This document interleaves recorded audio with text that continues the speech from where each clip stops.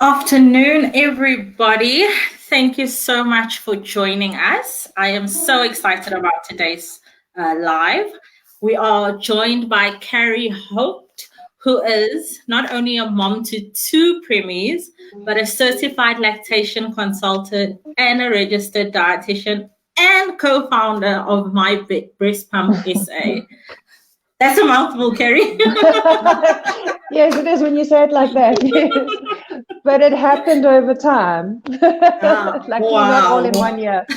Yeah. Wow. I'm amazed at everything that you do. And we're going to touch a bit on all of it. But first, we want to hear about your journey as a mom to 2 preemies. So just like everybody else most preemie moms, you don't expect to have a premature baby. Like, you've never heard of NICU before, you don't know what it is. Being a dietitian, I did know about it, and I knew about premature babies, but I never thought it would happen to me. I'm sure you would understand that feeling. Absolutely. And I went on a baby moon with my husband, to get ready for the baby. And I said, as soon as we get back, I'm going to start reading all those baby books, and I'm going to get ready, and I'll worry about the room and all of that. And I actually got HELLP syndrome while on holiday. And I came back a day early because my dad wanted his car. It was we went to the bush, so we had a 4x4, and luckily I did, because it saved my life. The doctor said I'd be dead 36 hours later if I hadn't been in hospital. So very traumatic.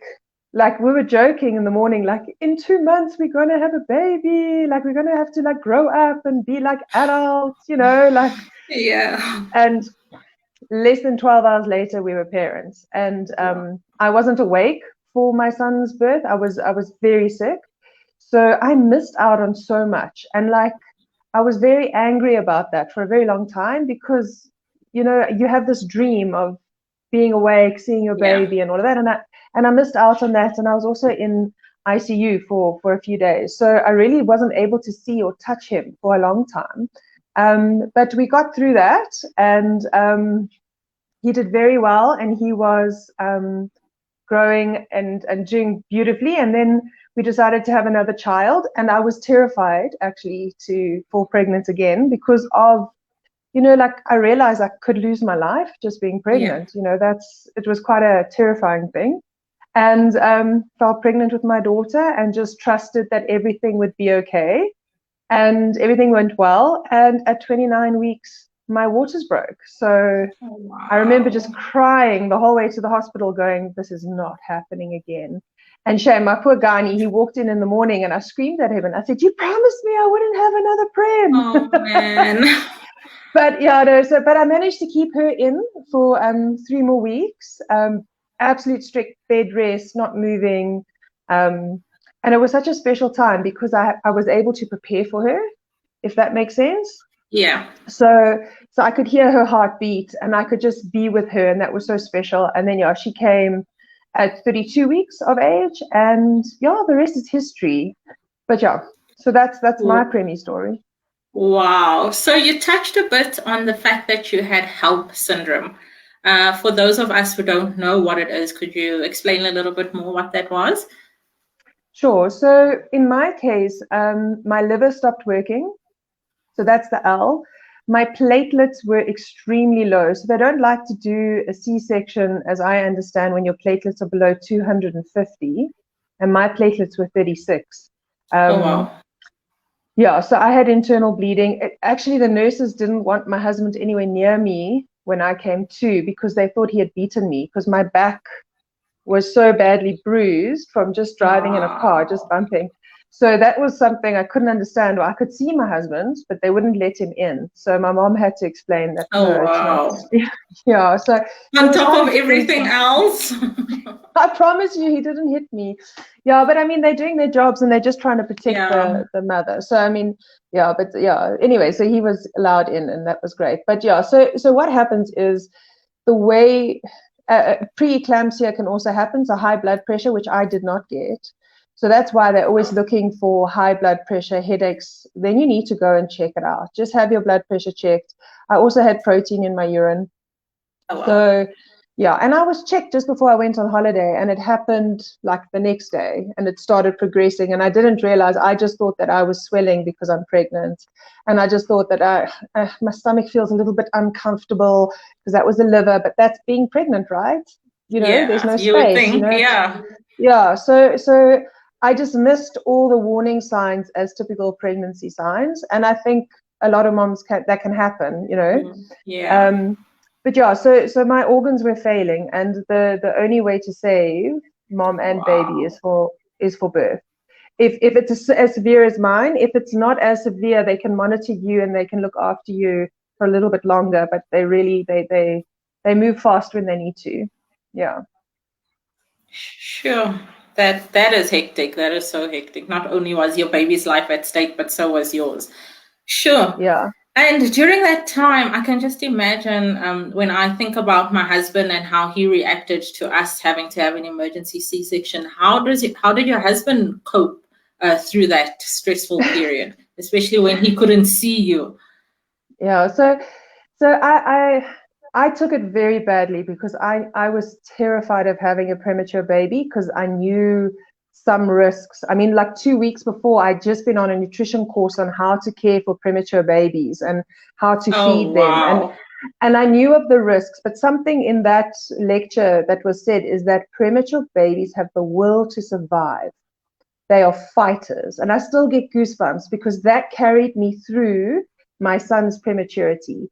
And there was a magic number, and I can't remember it, but I think it's after like 7 days or whatever. If they're still alive and they're doing well, they're most likely going to come home. I can't quite remember the details, but I clung onto that with all my heart. So for me, it was really scary. But for my husband, he was so excited. He just wanted to be a dad. He didn't Oh, mind that his son wow. was in ICU. He was just like, I'm a dad. Yay. And yeah, he changed my son's nappy first because he could. He got in there, he snuck in there before me and was able to touch.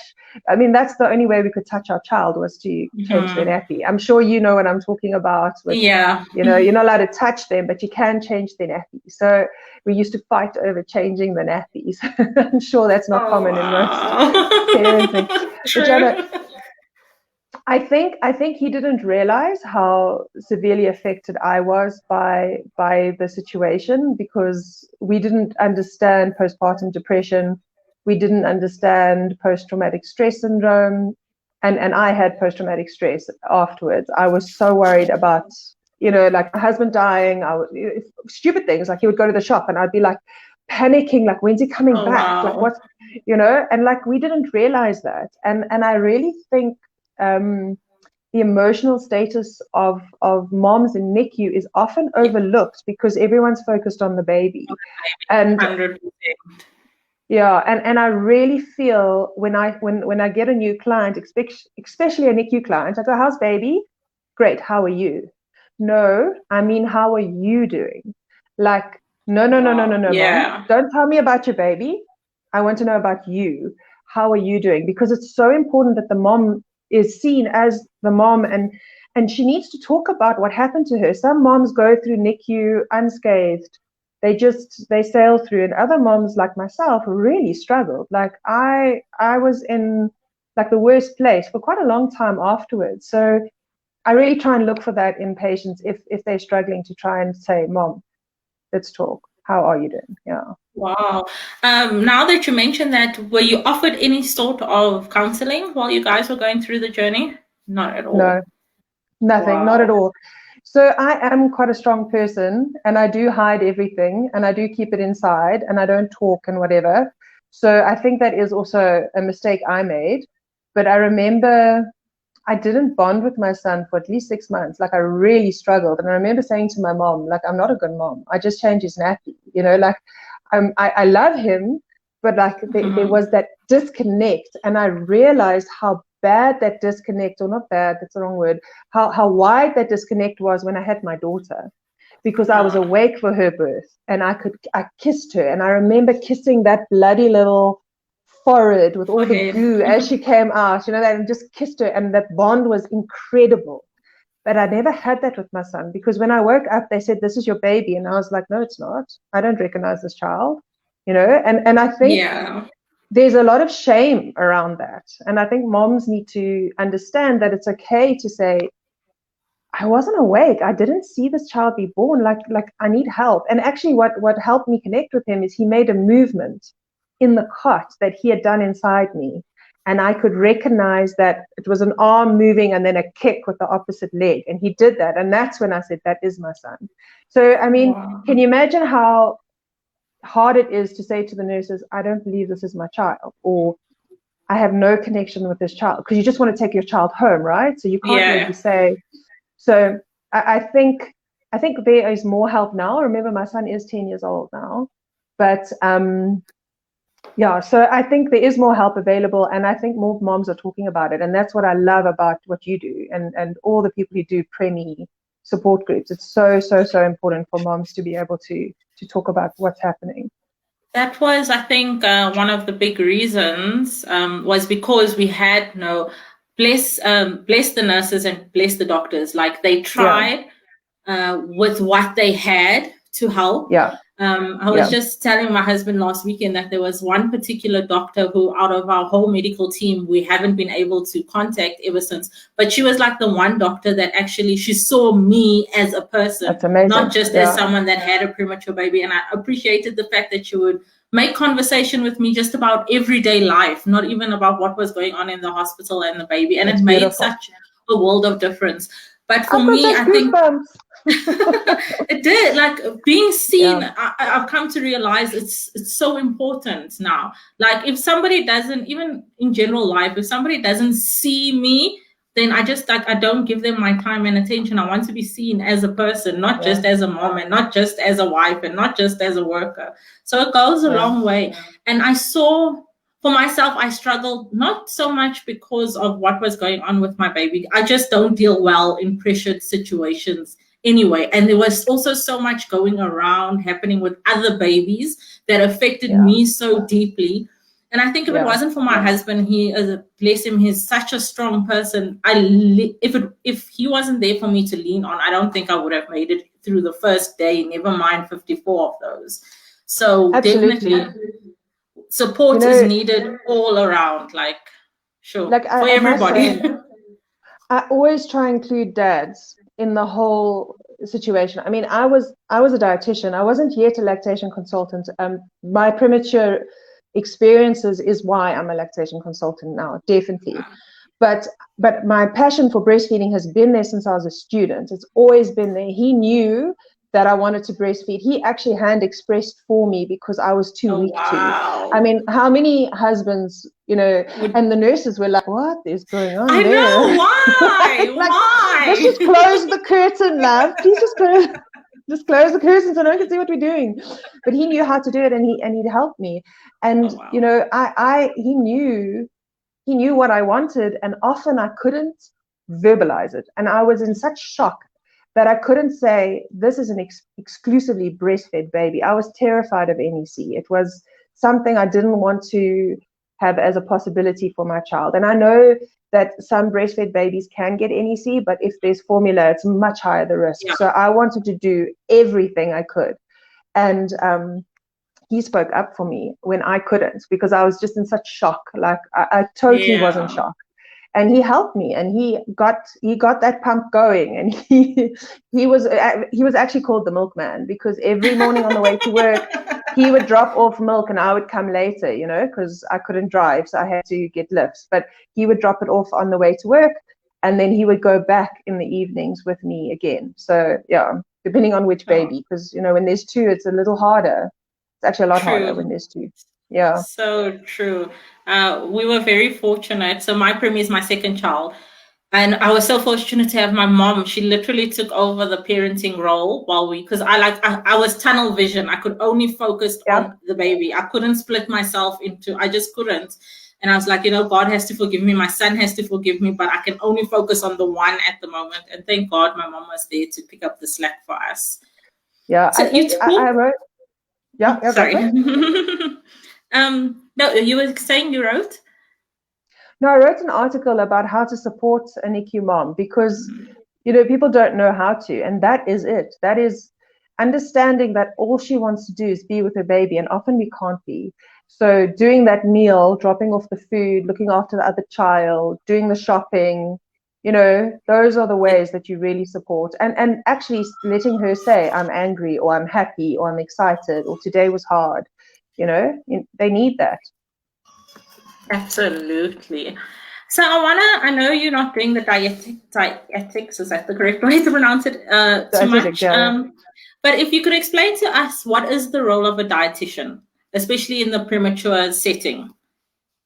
So what dietitians do, so you study to learn about how nutrients in the form of food and supplements are absorbed and taken in by the body and how, depending on where you are in your life and if you have a disease or not, what nutrients you need, what you need to have extra and to be given. So lots of people think dietitians just do weight loss. And that is maybe what a lot of dietitians do, but they're actually trained to do all the spectrum. So from diabetes to renal disease to pediatrics and then to NICU, etc. So in the NICU, what a dietitian would do is they would work out how much breast milk the baby needs, and if there's been NEC or anything else, they would then help the mom when they start with solids how to feed and which foods, depending on what part of the gut has been removed, what to feed, what to supplement, and things like that. Yeah. Oh, wow. Yeah, we worked very closely with our dietitian for quite a number of months. She was such a godsend to us. So yeah, I appreciate all that work that you guys do. Sure. So you say that you went into the lactation consulting because of your premature journey. So tell us about that.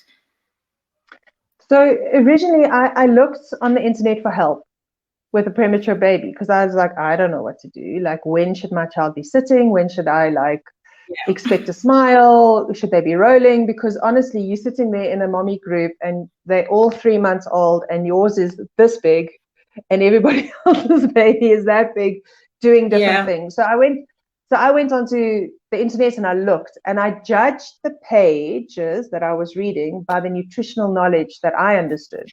And I couldn't find anybody that I agreed with on the nutritional advice. So then I didn't know if I could trust the other advice. Does that make sense? Yes, absolutely. So then I started something called Family Kitchen, which was all about working with moms and helping them with diet and that. And then I learned that there was a new course about lactation consultants run by Wits University, and I enrolled in that, and then I became a lactation consultant. So it was really just understanding that it's not easy and it's hard for some moms to breastfeed, and there are thousands and millions of mothers who breastfeed without any problems.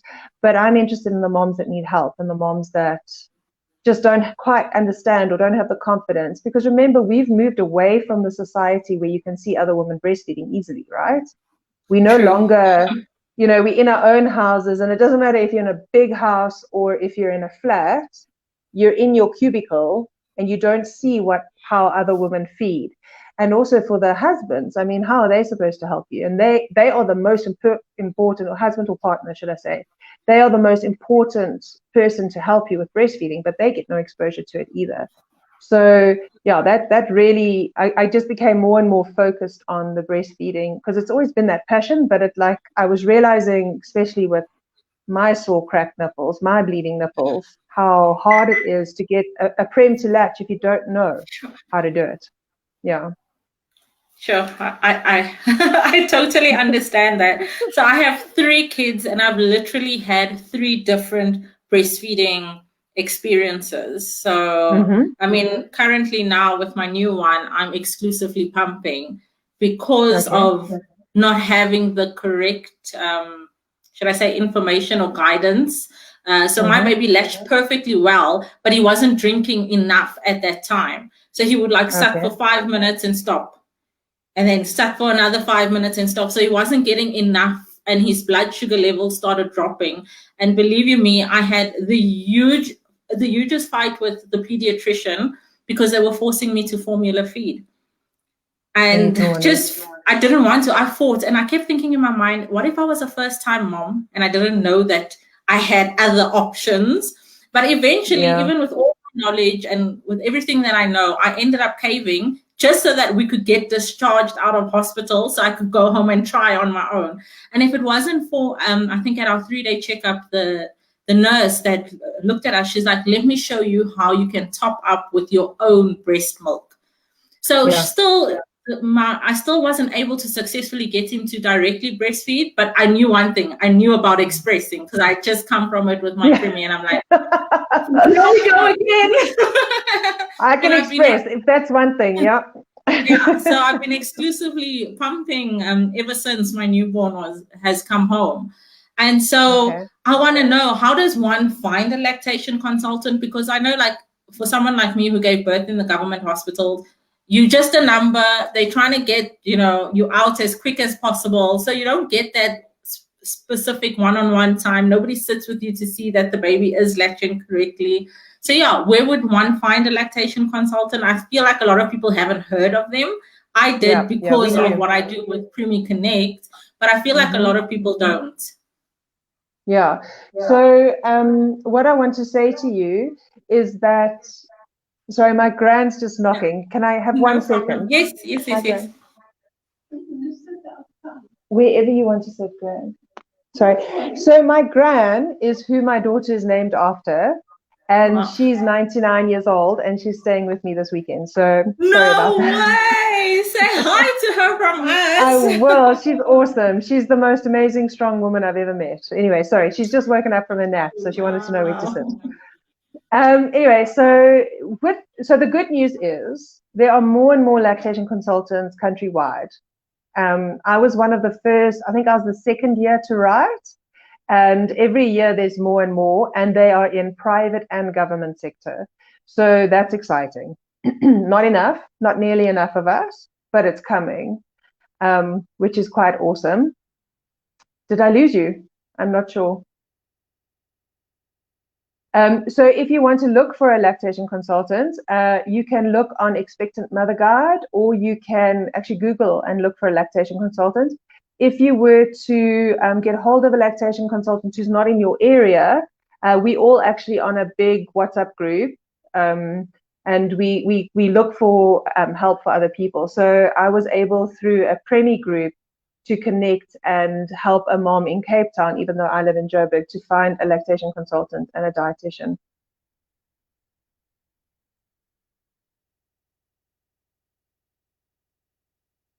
Yeah, so I'm not sure if I'm still live or not. Okay, so it looks like I am still live, which is awesome. So then going on from there, trying to find a lactation consultant should be relatively easy. So if you find one, say you're living in Limpopo and you contact me, I know of at least 3 lactation consultants that I can refer you on to over there, which I really like. What's also great about the lactation consultants in South Africa is that we have from different medical backgrounds. So to be a lactation consultant, you have to have a medical background, but you can have dietitians, you can have speech therapists, you can have OTs, dentists, psychologists. They're all able to study lactation. So that's what I love about it, is that when we're talking on our groups, we can ask for advice and get advice from, say, a dentist or a pediatrician, not just your own medical field. So there are, like I was saying to you, there are quite a few dietitians, but but there's lots of midwives, nurses, all becoming lactation consultants. And we have this massive WhatsApp group. It's actually no longer WhatsApp. It's Telegram, because it's too big to fit on WhatsApp now. So we have referrals. So if a mom from Limpopo were to contact me, then I would know of 3 lactation consultants in Limpopo that I could then refer her on to if she needed a one-to-one. Otherwise, we can do Zoom calls. Oh, yeah. Wow. That is so awesome. Sorry about that, guys. Not a problem. So we're always told that baby needs to latch within the first hour after being born, so in order to produce enough milk to have a successful breastfeeding journey. But with prems, that is not possible at all. So what do you advise moms? I've just had a premature baby. I need to start expressing. How do I start? Okay, so I have a lot of moms who have in the antenatal classes been told don't express until 6 weeks. Okay, I've recently heard that too. I didn't know about such a thing. Yeah, so that is only in the situation where the baby is full term, you have no problems, there's no need to express. Then don't express. Only express if you need to. You know what I mean? So expressing is a lot of work. I'm sure you know, being an exclusive pumper, it's a lot more extra work, and it's a lot more stress on a mom. So the reason why they say don't do it before 6 weeks is that if your baby is drinking directly from you, they're taking enough milk, and then you're pumping and you're adding extra milk. So you're going to be making more milk than your baby needs. And I know everybody wants more milk, but actually too much milk can also be a problem. So they want your baby to get your supply levels correct. And that's why they say don't do that. But if you have a prem baby, or for any reason you're not able to feed baby directly, like in your case, then you need to pump, because you need to empty the breast to get more milk. So a lot of people have heard of colostrum. In some cultures, it's seen as dirty and they get rid of it. But actually, colostrum is your first milk, and you get colostrum in your second trimester of pregnancy. And that's why prem mommies can breastfeed, if that makes sense.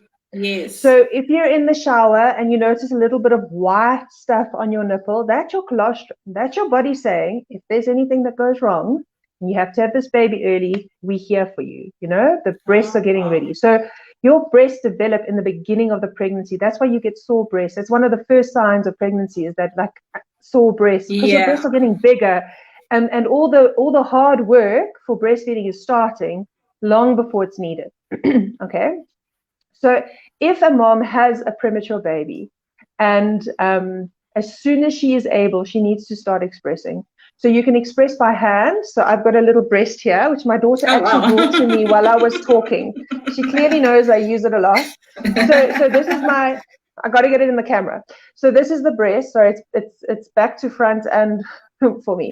So the way you do it is, okay, not all nipples look the same, but this is the nipple part, and this dark area here is the areola. So when you're pregnant, this bit goes darker, and that's so that the baby can focus and latch on. It's fascinating. Wow. Yeah. So what you want to do is you want to squeeze the breast, never on the nipple. The baby must never bite the nipple or touch the nipple ever. So you don't express doing that. You express actually here.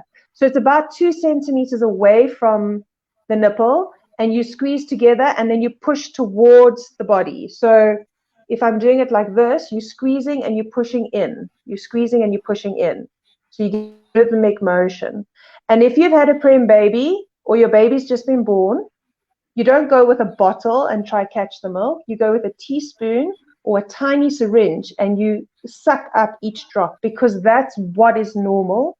That's what you should expect. So if you're getting 5 mils on day 1, it is amazing. Okay? Yeah. I get phoned by moms going, I'm only getting 5 mils out. And that's normal. That's totally normal. And a prem baby doesn't need 5 mils straight away. You know, they build it up slowly.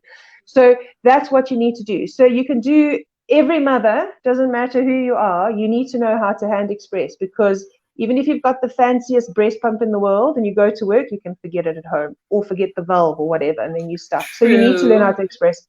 So you don't just express there, you express all the way around. Sorry, I'm battling with the camera. You go all the way around the breast, because you don't just have milk ducts on one side. It's all the way around. Wow. Another really good thing that you can do is you take your hand and you do a bit of massaging on the breast. It's like, wake up, ladies, we need to work. You can also use your hand like this to get a nice massage going. And then you know how you look for cancer? You do that circular motion. You can do that around. And what that does is it wakes up the breast and your oxytocin starts to work. And the oxytocin is the hormone that pushes the milk out. It squeezes the muscles around your ducts and it pushes the milk out. Okay. Oh, wow. So that's, yeah. So my husband knew how to do that, luckily, because I wasn't strong enough how to. So that's what you need to do as soon as possible. Obviously, a C-section, the baby's out in 5 minutes and you lie there for another 45 minutes. It's okay, don't stress. But as soon as you can, you need to start doing that. Have the syringe, ask the sisters for a syringe, open it up, pull it out, and send it to your baby. And then I really do recommend a double pump because that helps you pump faster and quicker. Yeah. So then double pumping as often as possible. So we're talking more than like 12 times in a 24-hour period. Some moms need sleep. So then I say pump before you go to sleep and as soon as you wake up. So at least have 4 hours. You know, other moms, they can wake up and pump and go back to sleep quite quickly. So it really depends on the mom, but you need to pump often. And I think that is often where moms like go wrong, is that they've got another child. It's very difficult. They're trying to cook supper and all the stress is on them to do other stuff that they can't always pump enough to get the milk supply going.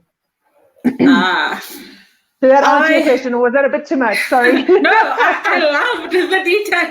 I absolutely loved it. Because I thought that this baby would come out and the milk would just be there in abundance. And it was only literally they came running to me saying, Mommy, your baby is starving. We need to give your baby donor milk, which was another term that I had heard in passing but knew nothing about. But as soon as they said that, I was like, amazing. Yes, please. And I phoned my husband and I'm like, you better bring the breast pump right now, because if this is the only contribution I can give to helping my kid get better, then oh boy, am I gonna pump. And I pumped until I couldn't pump anymore. Actually, after that whole pumping thing up with my Preemie, I was like, I'm never doing this again. And I shouldn't have said those words, because look at me now. Never say never. Really, it's a lot of work, and having to keep up with schedules is, it's so hectic. And which brings me to going back to work. So whether you're a prem mom or a full-time mom, eventually we all have to go back to work. And now you're stuck with needing to, if you want to continue to exclusively breastfeed for the 6 months, you're stuck with trying to find a place to pump, having sufficient place to store the milk. So what tips could we give our moms who are wanting to, because the only way to really keep your breastfeeding journey going is by having support. The more support you have, I've found, the better it works out for you, your breastfeeding journey. So number one is when you're pregnant, you need to talk to HR.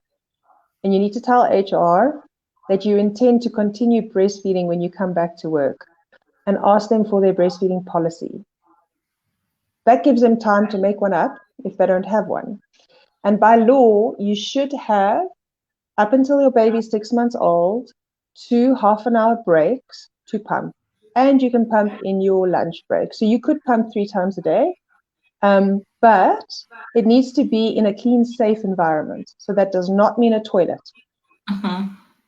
And that's very strict. It's there. So if you're an office worker and you have your own office, easy peasy, there's no problem. You just close your door. Totally fine. But a lot of women work in offices that have got glass and they can't really, just pump. So then talking to HR and saying, can't we just stick a sticker up for that period of time that I'm pumping, or, make a plan around that, or use a boardroom or whatever. But then you come to, or you get domestic workers. How do they negotiate? What do they say? But they need to know their rights. They need to know that they are able to. From personal experience, I thought nothing of putting my exclusively my express breast milk in the fridge at work. That was a mistake. That was a big mistake. Oh, There was a wow. huge meeting of all the staff, and I worked in a healthcare facility, so I didn't think anyone would bat an eyelid that I put breast milk in the fridge. Yeah. But because I worked in a healthcare facility, they said it's human product. It's like blood. You can't put blood in a fridge. So I had to then I then said, well, can I put it in the freezer? Because nobody uses the freezer. So then I would freeze my milk immediately. Or I had, your face looks horrified. Oh, yeah. I'm shocked at how people perceive Yeah, breastfeeding. Till today, it just blows my mind because I'm in that yeah, situation right now. But luckily, this time I was informed. So I was ready if anybody had something nonsense to say to me. But yeah. my needs haven't been met. I've just made lemonade A out of plan of it. lemons. And Yeah. I literally, because I work in a warehouse, but where our desks is open, everyone can see. So I sit there and I put a cover over myself while I express and let somebody say something. Yeah, I mean, you're covering that's not ideal either, because you must be It's quite not. like stressed and nervous about that as well. I know a lot of moms go and pump in their car, which isn't ideal either, because you have to be able to wash your hands. You have to be clean and hygienic, I'm not saying that you have to have your own basin and like a glorified pamper room, but like say if I was in your situation, I would have a bowl that I could wash all my stuff in instead of using the sink, because you don't know, tuna or something's been in that sink and then it goes into your bottle, and then things can go wrong there. So I would wash in my own bucky, if I had to wash, and then sterilize in the microwave in my own containers and things like that. So it's just working around, because I think also some workplaces, they actually don't know what to do. But if you warn them when you're pregnant to say, this is what I want to do, this is my right, how can you meet me and get this right? Because if you speak up, the next mom will be able to speak up, and you can get the ball rolling that way. But yeah, people are very funny about breast milk. Yeah. True.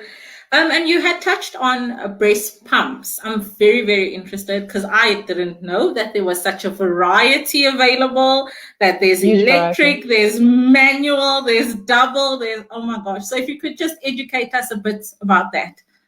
Okay, so you get obviously different types of pumps. You can buy a pump for 400 Rand and you can buy a pump for 4,000 Rand. So it really depends on what you're needing. With the NICU mom, I really recommend, even if they can, just to hire a hospital grade breast pump for the first month to get their milk supply up. Because if you can get your milk supply up to just under a liter in your first month, then you're set, then your milk supply is good, But if you're struggling with 250 mils for the first month, you might never make that 1,000 mils later on. So to try and get your milk supply as high as possible, as quickly as possible, is really important. So a double breast pump, obviously you can pump both breasts at the same time. And why that helps you is that it saves you on time. So you're not pumping 5 minutes, 10 or whatever. So it halves your amount of time. And secondly, like with twin babies, that mother has more milk because she's stimulating both breasts at the same time. Her hormone levels are higher. So it also helps you make more milk if you've got a double. A single breast pump is obviously, they are cheaper. But then you can only pump one side at a time. And then you get manual pumps. So some women respond much better to a manual pump than to an electric pump. So it's very hard if you're making like a huge decision with money and then the pump doesn't work for you. So unfortunately, it is a medical device. So you can't return it for a refund because you've used it. So it is quite tricky. Then you also get these silicone things that like suck onto the breast, and then it catches the letdown. So for a NICU mom, I wouldn't recommend that. You actually need to stimulate and have this proper negative pressure with that stimulation so that it can build up the milk supply. Because I have found NICU moms that use that, in the beginning it's okay, but when they need to get more milk, they actually battle to get the extra bit out. Then I also want to touch on secondhand and new breast pumps. Yeah. So if you want to have nightmares, please Google mold in my breast pump or mold in breast pumps. You'll never buy a secondhand breast pump if you look at those pictures, because there's two reasons. You get something called self-contamination or cross-contamination. So cross-contamination is that I use a breast pump and I have something, say I have thrush, and then you use my breast pump and you get thrush from my breast pump. Okay, that's a simple example. Okay, then self-contamination is, say I wash my bottle and my flange and everything in my sink, and I had some meat in there or something that had E. coli in it, it goes into my breast pump, and then it gets sucked into my breast pump and the E. coli grows nicely, and then I keep giving it to my baby and my baby gets sick. So there's two different types. So when you're buying a secondhand breast pump, you never know what has happened to it.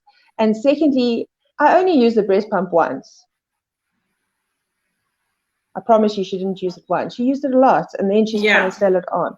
And I'm not saying all moms lie, but I mean, you don't actually know how old that motor is. And personal use breast pumps are only meant for one mom, one use. You know, it's not meant to last 7 years. So you don't actually know how old that breast pump is, and you might be spending 2,000 Rand on a very good breast pump, but it's old and the motor's gone. So that's something to be careful about. Then with the cross-contamination, there's something called an open system pump, a closed system pump, and a backflow protector. Have you heard of those? No. Okay. All right. So open system pump is quite easy to notice. When you're pumping, you can see sometimes milk going into that tubing. So you can see it's wet, or you can see milk in that tubing. So those pumps are the highest risk for mold and bacteria and viruses growing in them. Normally, it'll be the closest part to the flange, the part that touches your breast. 4 centimeters from there is the highest risk of bacteria or something growing in there, because it's moist, it's breast milk, it's very nutritious, and if it's there for 4 or 5 days and there's something, it'll grow because it's highly nutritious, right? So that's the problem with an open system. And if you've been using the pump for a very long time, it can actually get into the motor. So it can transfer all the way to the motor. Then you get a backflow protector. So what that does is it prevents the flow of milk going into the tubing, but it depends where it is on the tubing. So if it's right by the motor, you're still getting moisture into the tubing.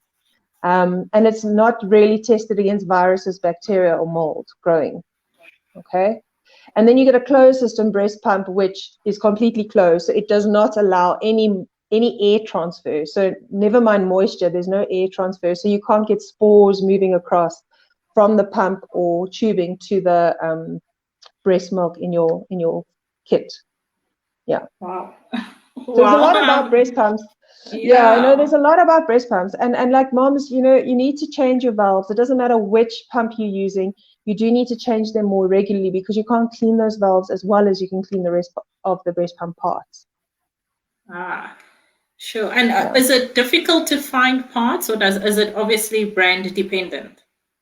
It's definitely brand dependent. So, depends on where you bought the pump from. They should be able to tell you if you have parts or not available. Yeah. Okay. And I've seen and read a lot about and also tried some things to increase milk supply.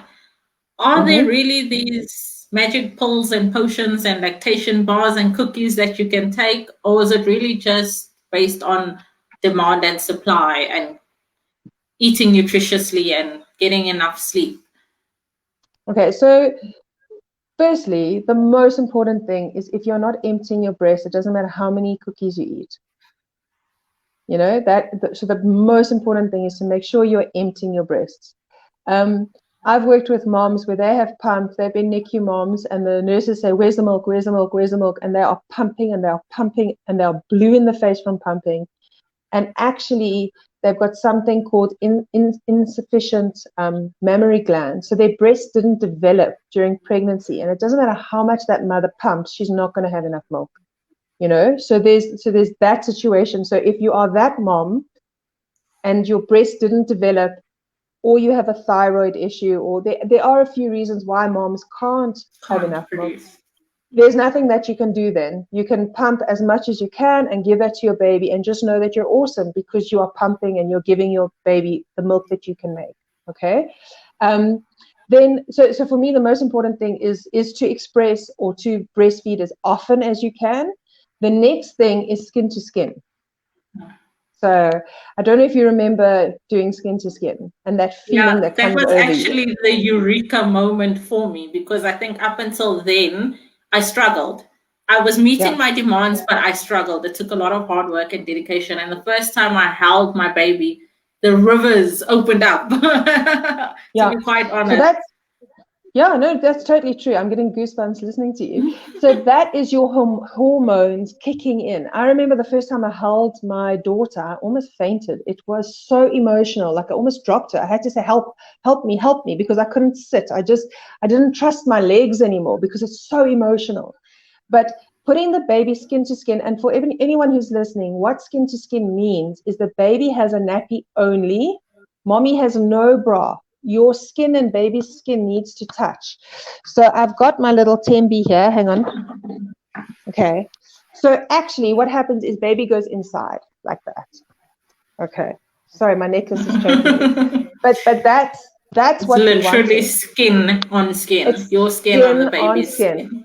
Okay, obviously I have a bra on right now, but normally, and you just do that. So if you're struggling and you're not meeting your supply and you are able to be with baby, say you at home, you take 24 hours in bed. It's just you and baby. And if there is another child, the other child can join you and you can read to the other child and play other games, but baby stays here. And it is very important. After that, then we can go on to lactation bars and those pills and those herbal supplements, because there is some science to it. There is research that is showing that they do help, and it's been known for generations that some of those herbs do actually help. But depending on what is your situation in life and what if you have any other diseases, they might interfere with your medicine and with say with diabetes or whatever. So you need to check that you are taking the correct supplement. Okay. And then you also get antidepressants that the doctors can prescribe. So if a doctor, oh, my baby's taking off my headphones. It's like a real baby. So if the doctor is prescribing you medication for depression that helps to increase breast milk, because remember it's all hormonal, Yes. you need to ask them, what are the side effects?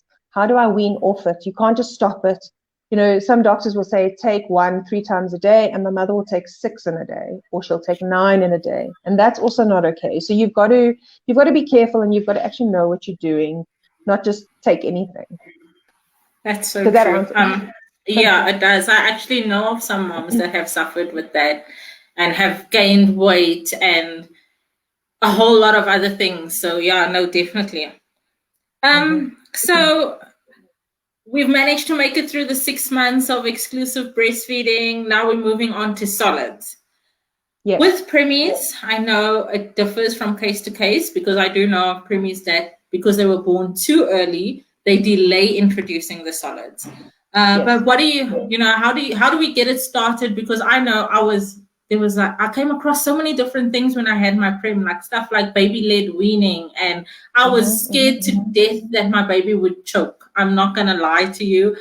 And I'm sure a lot of parents are. They're so scared that something might go wrong. So you don't necessarily do what you would with a full-term baby. Like I see now with my termie, I just give him anything and, watch and see that he's managing on his own. But I was so precise and so careful and trying to do everything to the book with my preemie.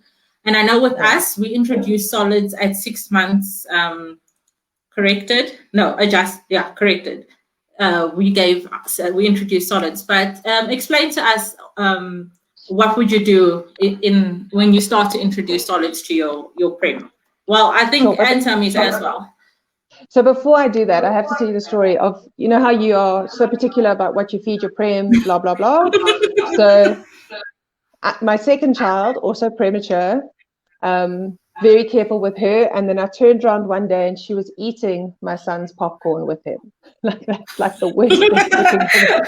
And I was like, I froze and I watched her and she was just eating the popcorn, absolutely in control. And that's when I realized you've got to watch and you've got to, it's per child. Everyone's a little bit different. So, I mean, if I tell people, at 6 months, my child was eating popcorn, they're like, are you insane? But it was a mistake.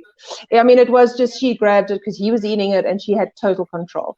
So that's the thing that I actually want to talk about. So definitely we wait 6 months. So I waited for my son to be 6 months old. And you know how you do that? You're so excited. You do the whole video and you put the nice clothes on and you gel the little 2 hairs back and you do all of that and you put on a nice little dress and off you go and you feed. And if I watched the video of my son, he was not ready. He was definitely not ready for food. And what I want to ask moms to look for is a few things. So they need to be at least double their birth weight, which is very easy for a prem because, I mean, 2 kilograms, you can be double your birth weight. So that one doesn't really count for prems. But if they're still doing the tongue thrust, which is this, they're not ready. They're not ready. Oh, wow. Okay. So that's the one. The other one is, do they have strength in their neck? Because your neck is what swallows, right? So if you can't hold your head up, how do you expect baby to control a bolus of food going down? So we call it the book reading position. So if baby can hold their head as if they were reading a book, that shows that they've got the muscles. They also need to be able to sit. So my son could sit in a bumbo. That's not ready. The child has to be in control. They have to have the core muscles. So yes, I would never start before 6 months of age unless there's specific reasons. But looking for those 3 signs in a full term weight you can include, but looking for those 3 signs, and your speech therapists, your OTs will also say what the dietitian says. You need, that baby needs to have that control. So that means they've still got the reflexes for breastfeeding. They're going to push the food out, and then so it's not ready. They need to be strong enough to hold their head up and to be able to swallow. So that's really what I would look for. You touched on baby-led weaning. I think it's amazing. It's really a really nice way for a baby to learn about food. But being the control freak dietitian I am, I mix it up with other pureed foods as well. Because in a pureed food, you can hide chicken liver. You can add meat much easier than you can if it's baby-led weaning. And in South Africa, we need our babies to get protein as soon as possible. So from 6 months, because they need the iron, they need the protein, especially in cases where the baby doesn't necessarily come from a very food secure family. They need to get that protein. And I know when I studied, it was vegetables, then fruit, and then meat. That's what we were taught. And that was a very long time ago. I will add that, not too long though. But if we look around the world, some cultures start directly on meat. It's the first food that the child is given, and they thrive. And we know that protein, energy, malnutrition is a big problem in our country. So definitely something that you want to give your child is protein, and quickly, and pureeing it or tearing it up and mushing it into a butternut or something like that is a lot easier. Oh, wow. I wish I knew that back then. And then something that you touched on is babies choking.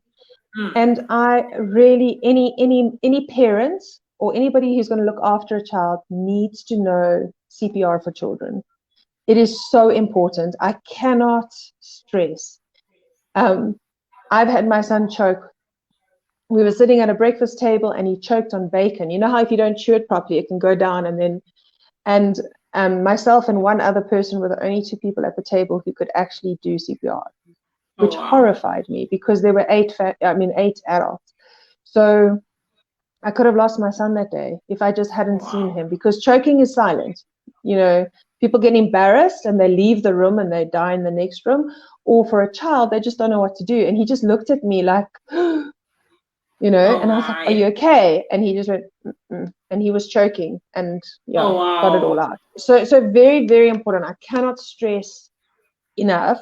If you are feeding a child, okay, he was a lot older. I think he was about 5 when he choked. But if you're feeding a young child, you have to be in the room watching that child. You can't just walk out the room and leave them to do baby-led weaning by themselves. You really have to watch and make sure that they're not choking. And that's how you get over the fear, is that if I'm watching you, I can help you if you get into trouble.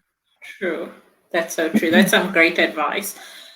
I think about the things that you mentioned in order for a baby to be ready to eat.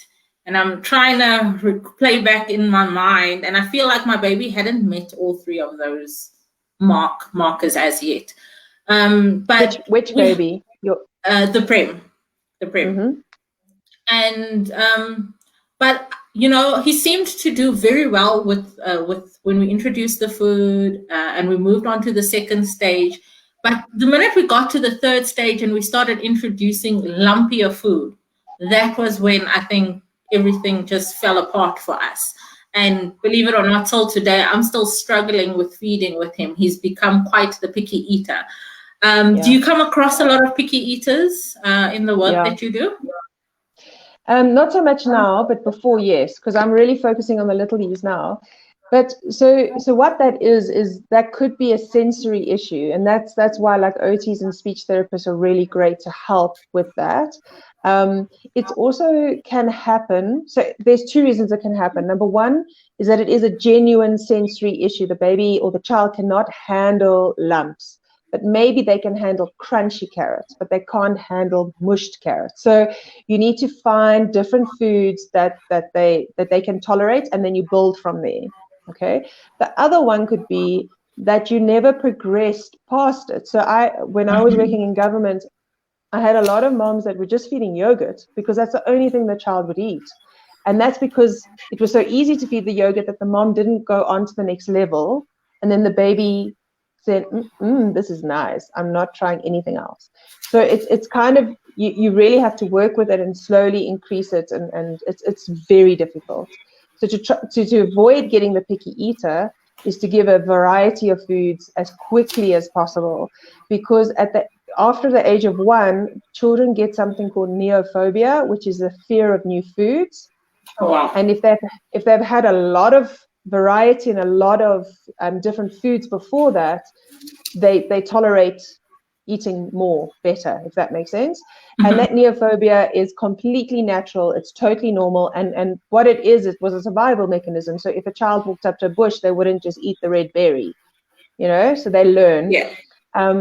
There's also other things you can do with a picky eater. So if you're not eating the food, you can't expect your child to eat the food because the child is watching you. That makes sense. I had an extremely picky eater as a husband. And I said to him, if you want children, you've got to start eating tomatoes. You've got to start eating other vegetables because they're going to watch you. And if you don't eat it, I'm going to be the one suffering trying to cook I don't know what. Oh, so I'm part of the problem, obviously. No. It's only if you don't eat the food. So I'm guilty of that, to be quite honest. So what my husband has done is he really doesn't like raw tomatoes, and I cook with tomatoes all the time. So what he does is he goes, oh, this is such a tasty meal, and then he just pushes it quietly to the side of his plate. So he'll eat some of it, but not all of it, and that's okay because the child has seen him eat it, trying, and they're checking like, is he gonna die? Is that safe? And then no, it's safe. Let me eat it. And also showing and also talking to the child about the food and not that it is nice tasting, because it might not be nice tasting, if that makes sense. So saying, oh, this is a carrot is orange.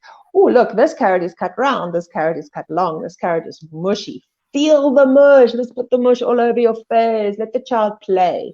So when a child is young, we put like plastic underneath them and we let them like play and make a mess because they're learning about food. So it's important that they feel the different textures, and you'll start seeing which textures they prefer, and then always have that food or that texture on their plate, but have new ones added to it. So they can eat so that they're not starving, but then they have to try something new to be full. So you can do that sort of thing. You can also have like a try plate. So children, before they can accept, so most children, so I'm not talking sensory children here, I'm talking general children, they normally have to have 15 exposures, positive exposures to a food before they accept it. Oh, wow. So a positive exposure is, oh, let me touch that. Oh, it feels wet. That's a positive exposure. A negative exposure is mom or dad trying to force the food into the baby's mouth. That's negative. Okay, so if a baby sees the food or a child sees the food at least 15 times and they can touch it and they can see it on their plate and they don't have to eat it and they see it on your plate and whatever, then they're more likely to actually put it in their own mouth. And that's what you want. You want the child to be willing to put it in their own mouth. So by talking about it and saying, this is orange, it's got a sour taste, it's got a sweet taste, cheese is stringy. Look how nice and stringy the cheese is. And look, it's hard now. We haven't melted it. Just talking about the food in a like, this tastes so good. Because, it might not taste good and then they'll never trust you. True. So with my daughter, I say to her, this is quite sour. I don't know if you'll like it, but try it. And she will try it and she'll go, I don't like that, Mom. And I'm like, okay. And then again later, like, remember, this is a sour one. You didn't like it last time. Would you like to try it now? And then sometimes she will, and then she'll start eating it. Or she'll just say, no, I don't like it. So you've also got to pick your battles. Like, my son will not eat onions. He can sniff an onion out of food. The only time he eats onions is in a curry. So, yeah, he can't sniff a onion in a curry. Onion in a curry. Yeah, he actually likes it in the curry, but nowhere else. So, you know what? He's not going to die from not eating onions. Yes, onions are very good for you. They're very good. They're fantastic. But he's not going to die if he doesn't eat onions. So it's not a fight. I say to him, that's fine. If you see it, just push it to the side of your plate is fine. Because you also need him to be able to go to a friend's house and not go, yuck, I won't eat this. I mean, that's not socially acceptable either. So you need to teach them, like, okay, I don't eat onions. I'm just going to push it to the side and say, thank you, but they're not my favorite, and eat everything else then, So you got to like work with the relationships. Sitting with children and having family meals are so important with them learning how to just be, have a conversation around food and just socialize. It's so important. And also they're seeing what you're eating and they're seeing how to eat, and they're learning their culture in that way. So spending time with kids, letting them eat with you is really, really a good way to get them to eat more. Wow. You have really pointed out and highlighted some stuff for me, I'm sure, and for everybody else. So before we wrap up, do you have any advice or words of encouragement for families currently in the NICU, and even for moms who find themselves struggling with breastfeeding? No, definitely. So I think if you are currently in a NICU and you were with COVID, I get goosebumps. Just my heart pours out to you, because it is so much harder with COVID than anything before. So what I want to say to you is, Mom, you've got this. Dad, you've got this. Together, you can do it together. And if you don't have a partner with you, you can still do it. But what I want to really ask you to do is to ask for help. If you feel like you are drowning, ask for help. Don't be like me. I put on a brave face and I just got through and I steamed through and I did everything that was needed and I was okay. But actually what I needed was to talk to someone to say, I'm disappointed. This was hard. I'm scared. I don't want my baby to die. Because every mom who's in NICU has those feelings or has those thoughts at different times. And to be able to talk about it is so important. So to join Preemie Connect or have a group of other women and fathers who have had premature babies is really, it's one of the most amazing things to just be able to say, like, today was a hard day. Today I am terrified. They say that my baby is having a blood transfusion or whatever it is. You need to talk about it. You need to say, I need help. And if you talk to somebody and they don't understand because they haven't been in a NICU, they don't understand what you're going through, you need to find someone, either a professional or a support group, to help you through. I think that doesn't matter what's happening with the feeding. That's very important. Yeah. If we're talking about breastfeeding, in any way, if you feel like it is sore, it is painful, ask for help from a professional. Because the longer you leave it, the more difficult it is to fix later. So instead of having a sore breast or an engorged breast, you can get mastitis, and then it's much harder to fix. So I don't know why, as women, and I'm guilty, so I'm saying this with my mask off, we don't ask for help when we really need it. And I think that's our biggest downfall. So asking for help when you need it, inside something's not right or you are really struggling. So finding help when you need it and as quickly as possible, I think is the most important thing. And one last thing, how do the people get a hold of you if they're looking for a consultation or they want to hire out a breast pump? So I've got 2 Instagrams and Facebook platforms. It's Carey Haupt Lactation is the one, and then My Breast Pump is where I have all my breast pumps that you can either hire or buy your own. Yeah, so it's mybreastpump.co.za. It's very easy to remember. It's not a it's not a difficult one. Absolutely, and we'll definitely plug it in on the page as well, so that the people can contact you. Awesome. Carey, I've learned a bucket load of information today. I thank you so much for taking the time out for coming to come speak to us this Saturday afternoon. And hopefully we'll get to do this again in the future. And we just want to say thank you to everyone who joined in and for all the love, the comments that, well, we didn't have any questions, but everyone sent lots of love to us as we were doing our talk. Yay. Yeah, and thank you so much. Cool. Thank you. Chat soon. Thank you. Bye.